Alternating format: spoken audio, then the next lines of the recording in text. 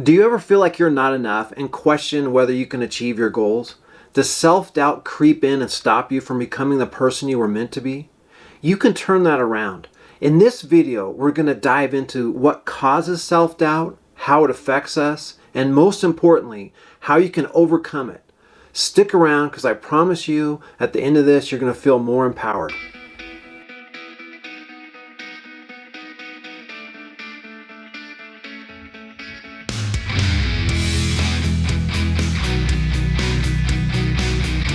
In this video, we're going to go over 10 of the top questions people have on self-doubt.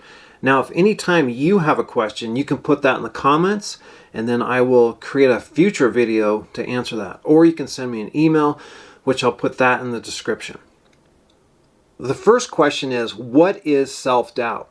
Self-doubt is basically when you have uncertainty about yourself. You're uncertain whether your abilities, the decisions you make, and the actions you take are going to make it. They're going to be good enough. So that uncertainty is what's driving the self-doubt.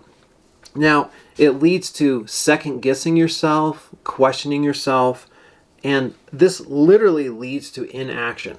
That's the biggest issue with self-doubt, is it leads to inaction. And if you don't take action, then nothing's going to change. So self-doubt is really just holding you back. It's based on fears. You have some kind of a fear, and it leads to you being less than your potential, less than you're capable of. The second question, what causes self-doubt?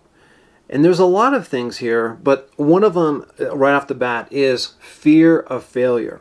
You're worrying about making mistakes and not being good enough. And then that is just driving your behavior, driving your thoughts, is that fear. And remember, we have two primary emotions and thoughts. And one is love and one is fear. So if you're having fear run your life, or your thoughts or your actions, that type of thing, what's going on is you're not letting love in.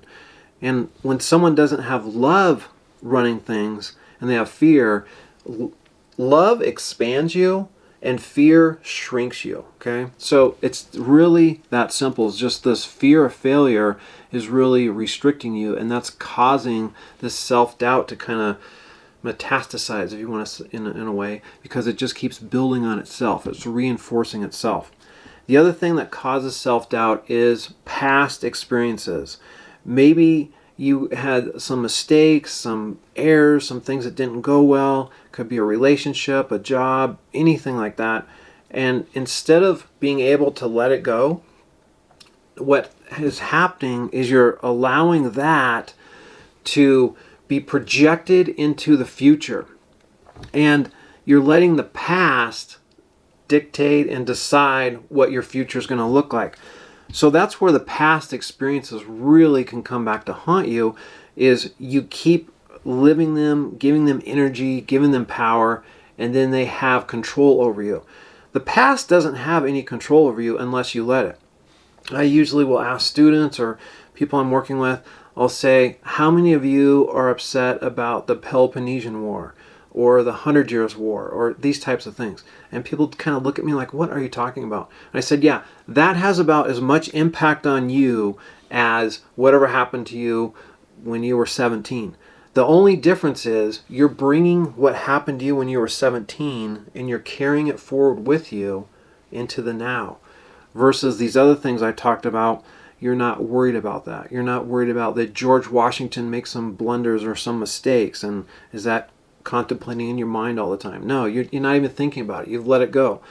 And that's what we need to do. But when we can't do that, when we have the past experiences, usually negative, could be trauma, could be things like that, but when we're unable to transmute them, convert them into something else, or unable to let them go, then they keep a hold on us. The other thing that causes self-doubt is trying to be a perfectionist. And this is something like I've struggled with myself, is even on these videos, it's like, oh, I want these to be great. I want them to be perfect. And what I'm realizing is I need to just let it flow. Just let it go. And if people like the information, if they like what's happening, great. If they get all hung up on, well, he said or ah or and, or the cuts were slow or this kind of thing, well, that's probably not the kind of person that I'm looking to help. So feeling inadequate is coming from this perfectionism. You have to have it perfect.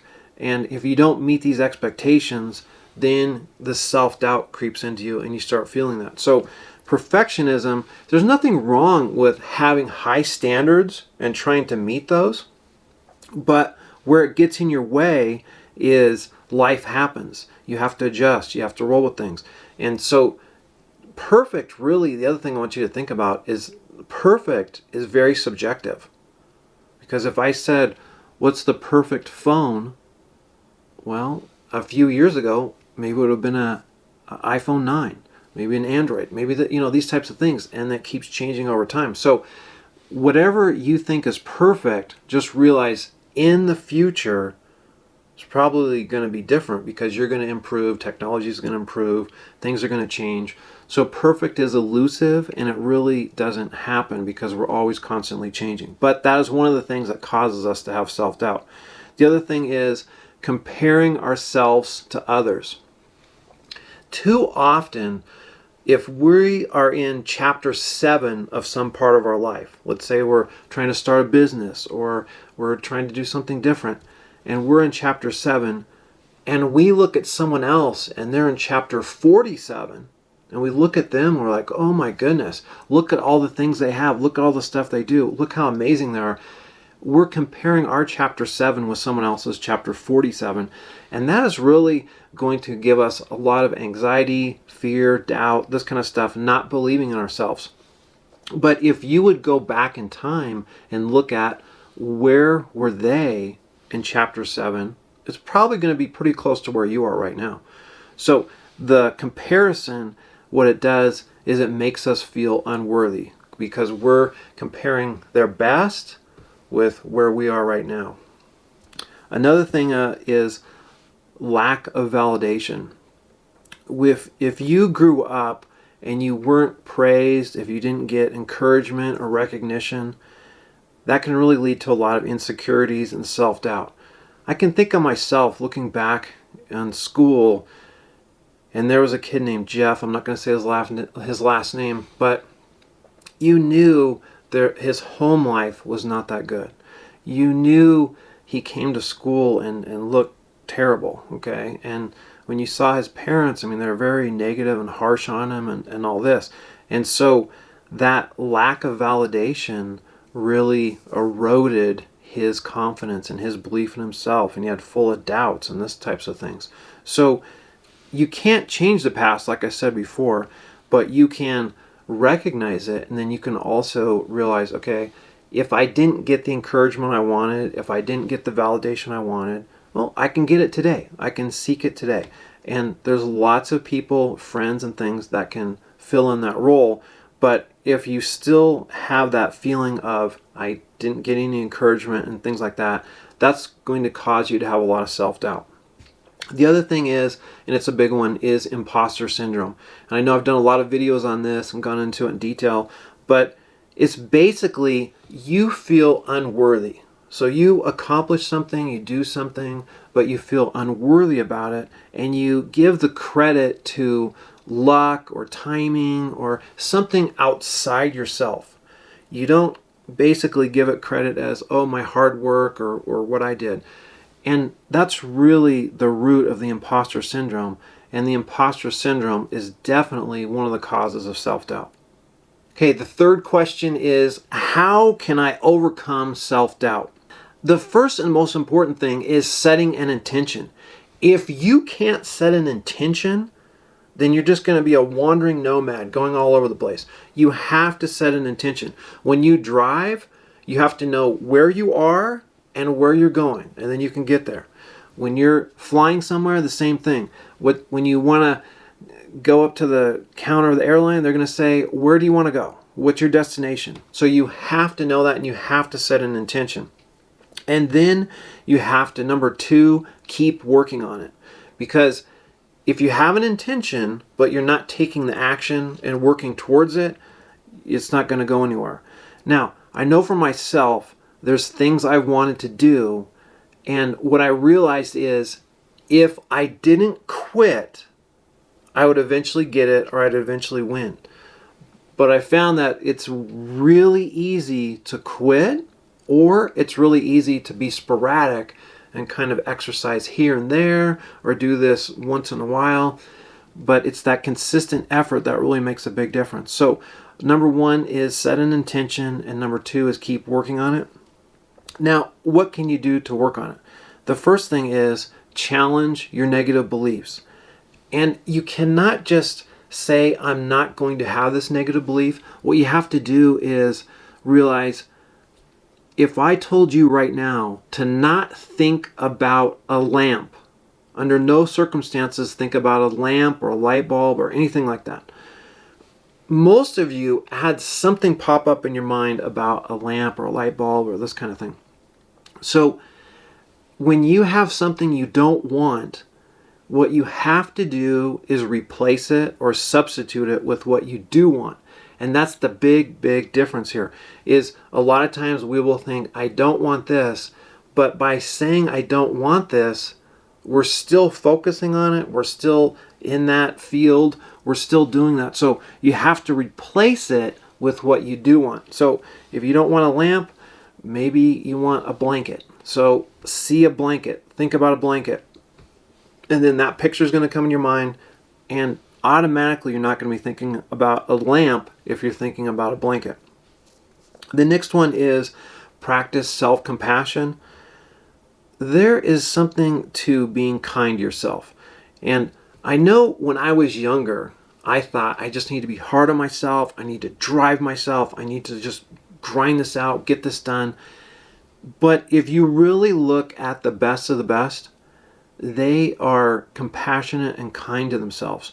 They're not beating themselves up. It's like, you do not beat yourself up and win. You don't beat yourself up to success. So it's really realizing, okay, we're all human. We're going to make mistakes. I might have some momentum going and then I have an off day or whatever. That's okay. Just dust yourself off, get back to it and get going. But don't ruminate in, oh, I failed, I made a mistake, and that type of stuff. The other thing is you want to celebrate small wins. A lot of times it's easy to get excited about a big win, but the small wins lead to the big wins. So if you can figure out what are the things I need to do, skills I need to do, activities I need to do, whatever it is, and then break those down into small tasks or small skills, and then move forward with those, you're going to be a lot better, because those are something you can do. It's doable. It's not beyond your reach, and you'll build some momentum when you do that. The next thing is surround yourself with positive people. I can't tell you how impactful this is. When I'm around people that are negative, cranky, unmotivated, even though I'm a motivated, optimistic, positive guy, after a while that kind of rubs off on me. I think about in the past where I've been in situations where people were really cranky and negative and this kind of stuff. Like, for instance, I worked in the federal prison as a GED teacher for 8 years. Now, not everyone in there is negative and cranky, but there are a chunk of people who are, for various reasons. And it's easy to get into that psychological frame of mind when everyone else sees doom and gloom or how things are wrong. It's easy for you to start doing that. Just as the opposite is when you're around people who are optimistic, hopeful, they see the best in themselves and others, you start seeing that too. So on this one here, how can you overcome self-doubt? Simply get around people that are confident, that are optimistic, hopeful, those types of things. Like in my life, I have several people that do that. And one of them is Dr. Jensen. And this is someone I met. He was a college professor. And if I have a conversation with him, like, I'm going to feel more optimistic, more uplifted, more positive just by having a phone conversation with him. Now, other times I'm around a group of people and I just feel more alive. You feel the energy. So don't underestimate the power of surrounding yourself with people. The next one is take action. You can have all these intentions, all these ideas, but if you don't take action, you're not going to get a lot of traction. So really take some action here. I'm not going to belittle that point or go into that too much. I think you get the idea there. And then the last thing is to seek help if you need it. Now, I know for myself, I've used coaches, other different people like that, counselors, things like that. And are they all great? No. Okay, I'm not going to sit here and tell you every therapist or anything is amazing. But when you do find someone who is really good, what I realized is they will help you go from where you are to where you want to be and help you overcome things way faster than you could by yourself. So think about that. Who is someone that could help you? Maybe someone like myself or someone like me or maybe a counselor, someone like that. But someone who has been there, can go through the steps, can help you. Because what you don't want to do is have it be where you're going to counseling for years on end and you're not really getting past your issue, if it's self-doubt in this case. So you want that to be something that gets in your rearview mirror and then you're looking forward ahead. Because if it doesn't get in your rearview mirror, what it means is it's still in front of you, and if it's in front of you, it's still stopping you. Okay, the fourth question is, what are the signs of self-doubt? The first one right here is indecisive. If you can't decide, and this could be something simple as not being able to decide where you want to go for dinner or what you want to eat. So indecisive, it doesn't have to be about big issues like where do I want to live or what career do I want or these kind of things. It could be on smaller things too. So notice, am I being indecisive? Do I have a difficult time making decisions? And is the root of that, I'm afraid I'm going to be wrong? Is it fear-based again? Remember I talked about love or fear? So is your indecisiveness, is it based on some kind of a fear like I'm going to be wrong, I'm going to make mistakes, those types of things? The other thing is overthinking. And this is replaying things in your mind over and over and over. Okay? I used to do this all the time, especially as a basketball coach. I would replay things in my mind and I would think, man, should I have called the timeout here? Should I have switched this player? Should we have ran that play? Did I prepare my team well enough for what they ran against us? You know, all those kind of things. And it would keep me up all night. Okay? Did it change the game? No. Did it help anything? No. Because usually if you spend a few minutes thinking about something, reflecting on it, that's plenty. You don't need to ruminate and go over it, for 6 hours in a row. So that is the second one there. The next one is procrastinating. And that is a sign of self-doubt when you're procrastinating, because you are not taking action, and then you have to ask, why am I not taking action? Is it some kind of fear again? Is it, what will people think of me? Will I be judged? There's something going on that's causing you to procrastinate, and that procrastination is one of the contributing factors of self-doubt. The next one is seeking validation. And this is when you need the reassurance or the reliance on others to feel good. Now, as a teacher and a coach, I totally know that sometimes I have to believe in someone else enough and long enough for that belief to form in them, and then it can grow in them. Okay? So I totally get that sometimes you need the belief in someone else, and then from there you can grow and establish it yourself. Okay? But what I'm talking about here is not that. What I'm talking about is you are relying on other people to feel good, to give you reassurance. It's kind of a helplessness thing here. You're dependent on them. We did another video on emotional addictions, and this kind of fits in that category, where you are addicted to their reassurance, to their help, to their comforting, this kind of thing, and it's not in a positive, helpful way. So that's another sign of self-doubt. And then you have reluctance to take risks.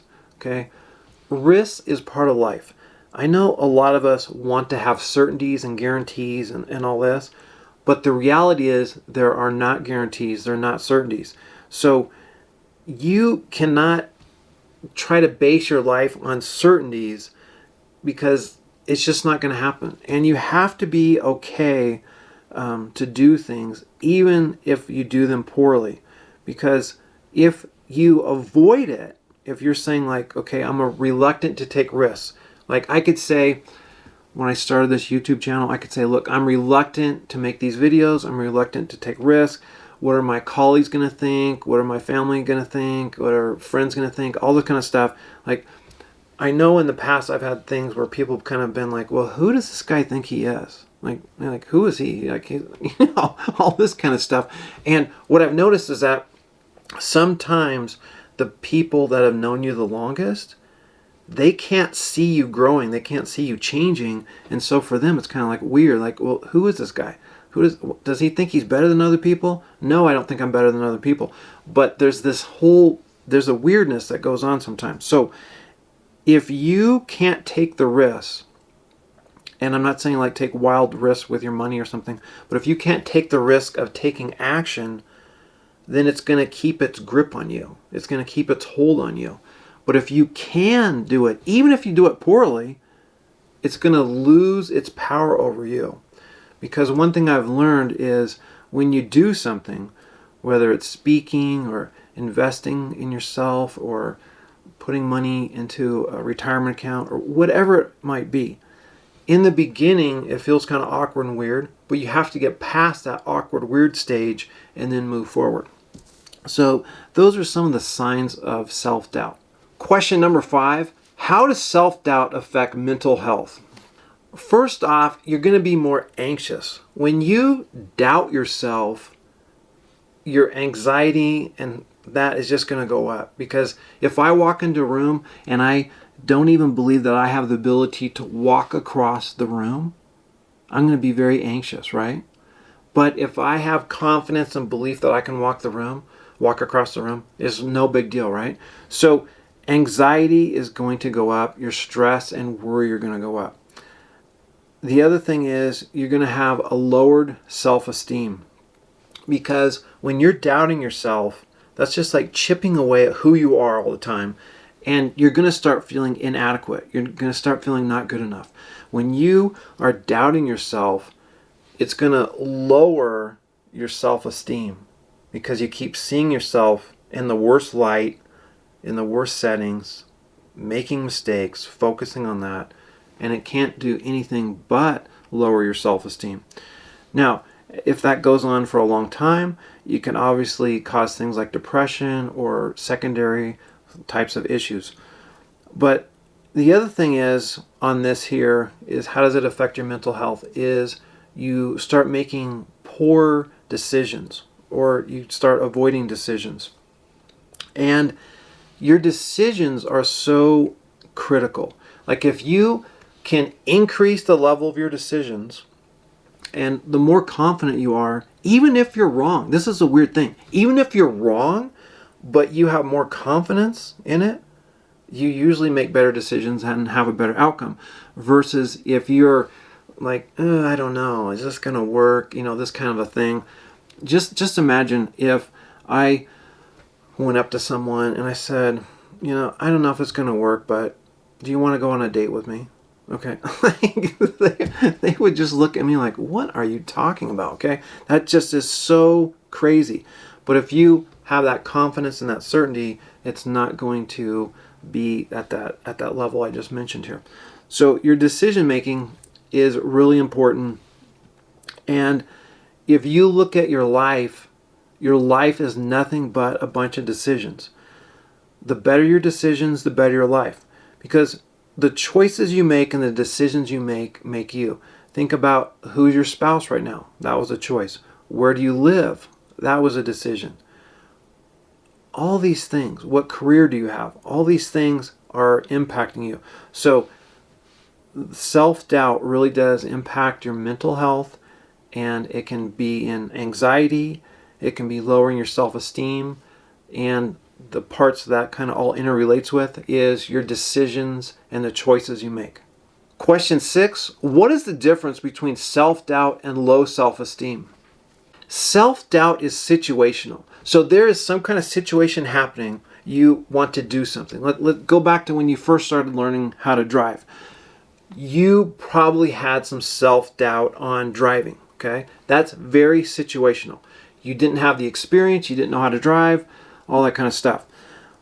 But what low self-esteem is, that's more of a general broad thing. So you just don't feel good enough in whatever category it might be. It might be in your friendships, in your competencies, in your abilities, in you're trying to set goals and reach them, whatever it might be. But this low self-esteem is going to just be in every category of your life. Whereas self-doubt can be in every part of your life, but usually there's some areas you have more self-doubt in and others you have less in. Okay?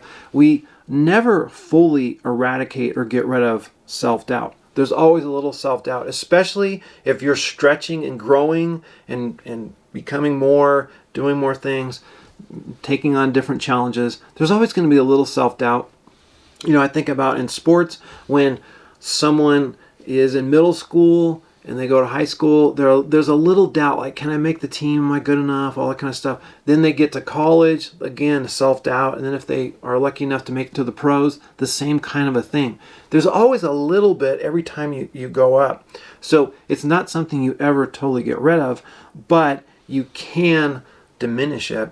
And so in here, just to clarify, self-doubt is situational to the task that you're trying to do, and low self-esteem is more of a broad how you feel about yourself in general.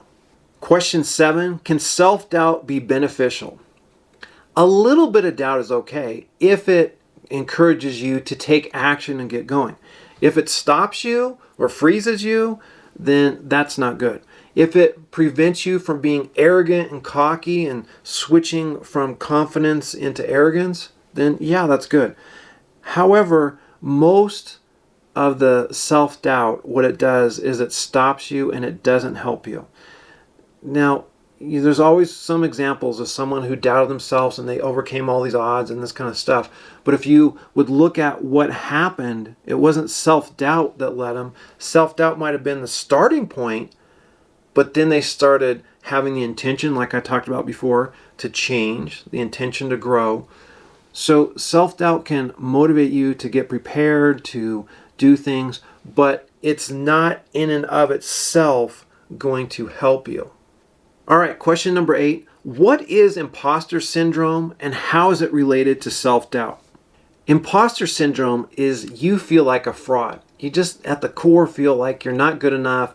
You're not really who everyone thinks they see you as. You might think things such as, if people really knew who I was, they wouldn't like me, or they wouldn't think I was so amazing or great or whatever it might be. So that's imposter syndrome. And what you do, as I mentioned before, is you attribute things to luck, to timing, to things outside yourself, rather than your ability, your hard work, your effort, that type of thing. So that's really at the core of imposter syndrome. Number 9, how can I build self-confidence to combat self-doubt? There's several things you can do here. One is look at your past. Instead of cherry picking things where you made mistakes, look in your past and cherry pick things that you did well, where you had some success.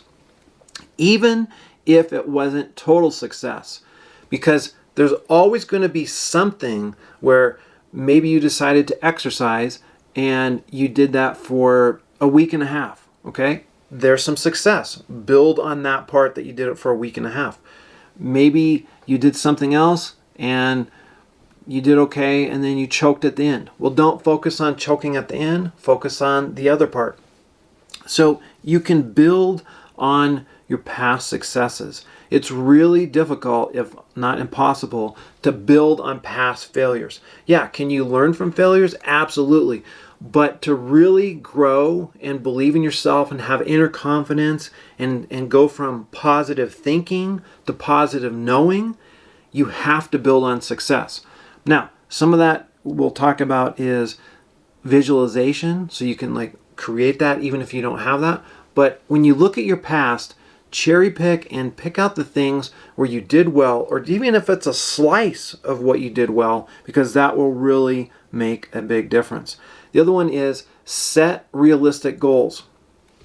When I've worked with people, what I've noticed is if you set the goal too small, it's not challenging, it doesn't motivate them, it's way too easy. Okay, way too easy. If I make the goal really big out here, they look at me and they're like, there is no way I can do that, you know? So if it was an athlete, cutting their time in half or doubling the amount of weight they could lift, okay? That's like way too much. But instead of being way out here and instead of being too small, if you make it a medium type one where it's just a little beyond, let's say 5% beyond what you're currently doing, or 5% what they were currently doing, they found it believable. Like, yeah, I could do that. You know, maybe not every day, but maybe it could work 4 out of 5 days. I could stretch myself, or maybe that's something I could get to eventually if I keep stretching it, right? So they see it as believable. So when you set realistic goals, you want to stretch yourself, but you don't want it so beyond what you believe is possible, because then you're going to give up. But if it's a little bit beyond that, you'll stick with it and you can do it. Then the other thing is have positive affirmations.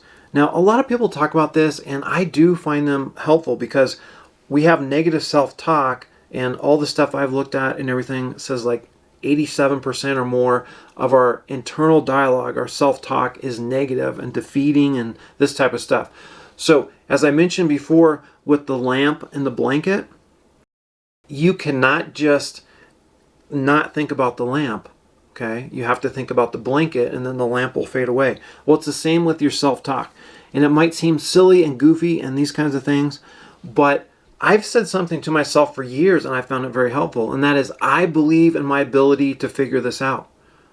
And that has helped me a lot. It's helped me figure out technology. It's helped me figure out a lot of other things, because that's a positive statement I'm telling to myself. Now, in the beginning, did I always believe that? No. But I said things like, I believe in my ability to eventually figure this out. And then I changed it to just, I believe in my ability to figure this out. But the key is that you have to take whatever's holding you back, whatever's negative thoughts are going in your head, and replace them with positive ones. So one thing that I found was very helpful for myself and others is just noticing thoughts that you say. Like, I'm not good enough, man, I got lucky, oh, I'm going to screw this up. Whatever you notice you're saying. And then there's like too much if you try to pick everything, but pick a couple things that you notice. Boy, I'm saying that a lot. And then how can I shift that to a different statement, and then repeat that? You can write it out on a note card or something.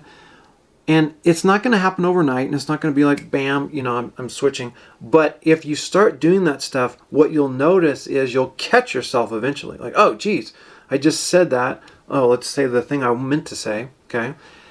And eventually that will start becoming just who you are. So that is a really big thing, is affirmations, and have them replace the things that are the most detrimental to you. Because if you could take whatever is working against you and substitute it so it's working for you, that's just a major game changer right there.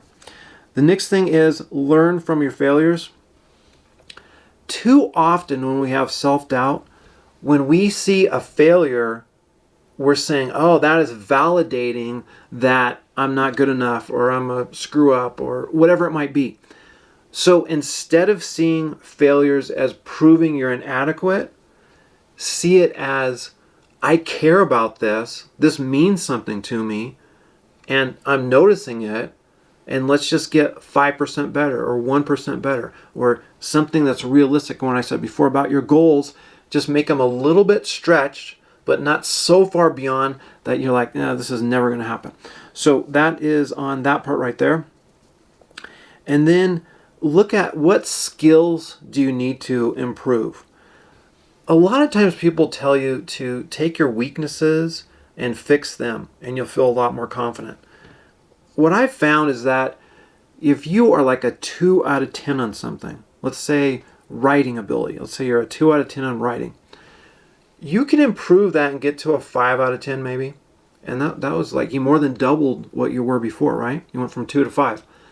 But if you take something that you like, that you're good at, that comes to you, let's say you're a 6 out of 10, but you haven't really been working on it much or that kind of thing, and you really hone in on it, you really master your craft, you really become good at it, and let's say you become an 8, 9, or even a 10, okay?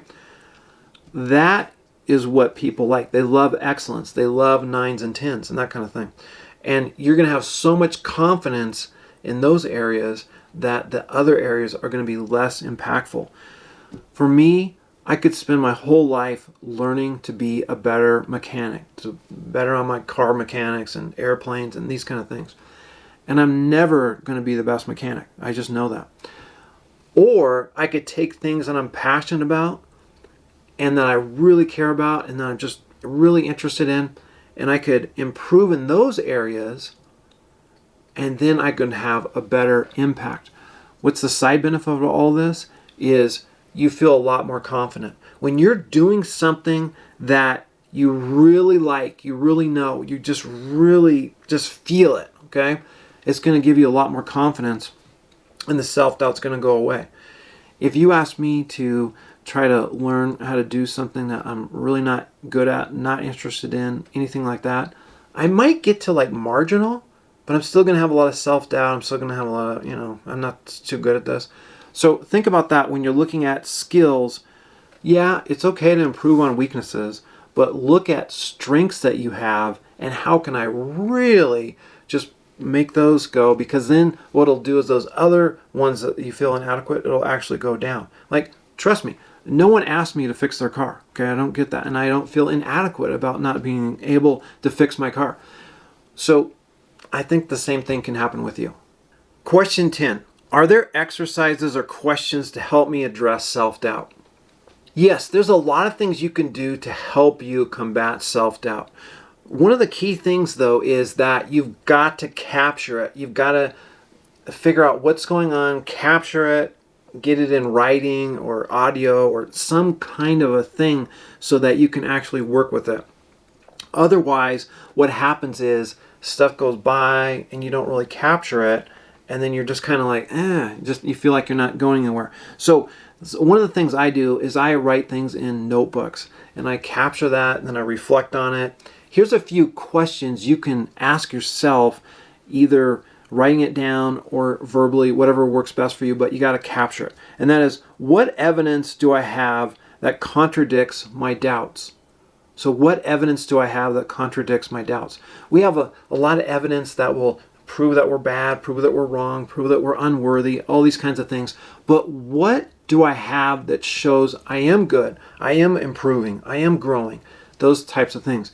Those are really, really powerful. So that's the first question. The second thing is, what's the worst thing that could happen and how would I handle it? If you know you can handle the worst case scenario, it really frees you up. It really does. So for you, if you tried something new or you tried to grow or you tried to overcome self-doubt, what's the worst thing that could happen? And if you are willing to accept that worst case scenario, like, okay, that could happen, then move forward. If you're like, no, I'm not, like if it was going to risk all your financial well-being and everything like that, then you might say, no, I'm not going to do that. But generally speaking, it's not going to be that catastrophic, at least for me, what I found. So when you notice that, just what's the worst thing that could happen and how could I handle it? Because then it kind of frees you up, because if you realize, okay, if the worst thing that could happen and I could handle it, all right, let's roll with it, right? But if you haven't figured that out, then it might be kind of back in your head and you might be like, just stressed out about it, and you don't realize like you could handle it or not. The third question in a journal could be, who inspires me and what qualities do they possess that I can emulate? we are really a composite of a lot of different people. I know for myself, when I was learning to teach, I would look at, oh, I really like how this person does this. Oh, I like how they do that. So you're grabbing this piece, grabbing that. When I started coaching basketball, I noticed the same thing. Wow, this person is really organized. I mean, they have practice plans and agendas, and you can go back and look 17 years ago what they coached and what their practice plan was and everything else. Other people, man, they were more inspirational, inspiring, motivational. So I think we pick up a lot of different things from people. And in this here, when you write it in your notebook, you can start realizing, oh yeah, I really like that. I like how this person's optimistic, or I like how this person's positive, or I like how I just feel around this person. I'm around this person. It just feels great. Okay. So those are the types of things you can start observing. And then you could say, what do they do? Because a lot of times if we look at something, we say, man, this person is like charismatic, or they're engaging or whatever. Well, notice, what are they doing? Are they making eye contact? Are they shaking hands? Are they asking you questions? Are they making you feel welcome? I mean, what are they doing? And then are those some things that you could incorporate into yourself?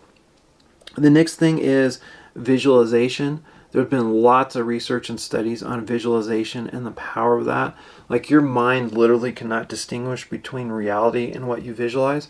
That's why there's been lots of things where people have visualized doing something, and then the thing actually happens, and it feels like deja vu because they visualize it so much.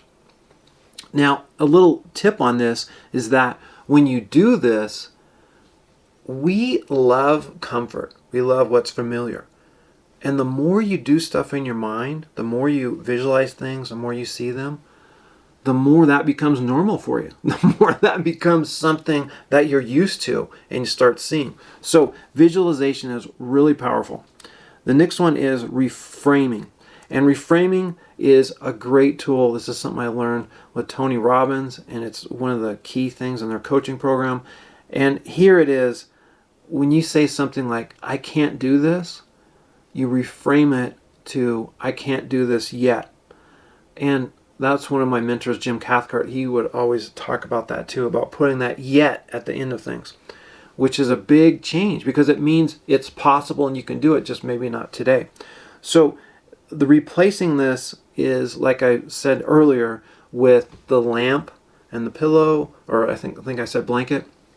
But you also have to replace the pictures in your head, the goals, the things that are going on in here, because if you do that, then that'll start becoming the new normal. The last thing I want to talk about is accountability partners. When I've been in programs or coaching teams, teaching classes, whatever it might be, when someone has an accountability partner, that makes all the difference. But it's really critical that it's someone you respect. Because if you don't respect them, then what's the big deal, right? So when you pick an accountability partner, say, hey, this is my goal. This is what I'm trying to do. I want you to be supportive. Help me keep on track. Let's check in once a week. Let's have a Saturday afternoon call or something. And they will really help you. But what I really found, like I said just a second ago, is it has to be someone you respect. Because if you don't respect them, all this is going to go out the window. If you have any questions about any of this stuff we went over, or you have other questions that kind of spurred off of this, send me an email at optimizers.unlimited@gmail.com, or if you're feeling confident and bold, put it in the comments below. I read all these, and then what I'll do, either if you put it in the comments or you email me, I will make a video about that in the future to help you. Now, realize again, if you ask me questions about astronomy or how to fix your car or, anything like that, I'm not your guy. But if you're asking me stuff about personal development, self-doubt, confidence, anything in the personal development field, I feel very confident to help you. I hope this helped you, and thank you for being here.